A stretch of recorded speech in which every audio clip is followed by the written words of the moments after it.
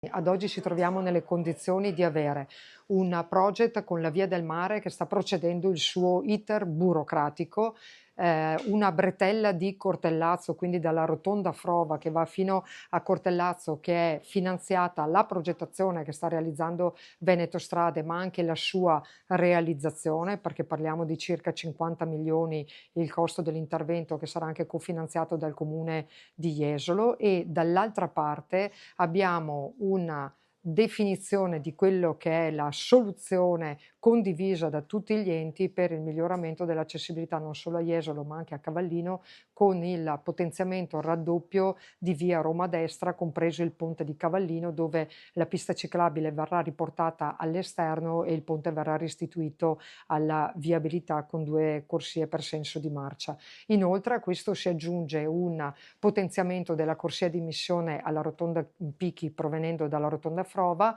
e ad un collegamento della regionale dalla Frova alla Pichi alla SP42 più o meno a metà della regionale. Tutti interventi questi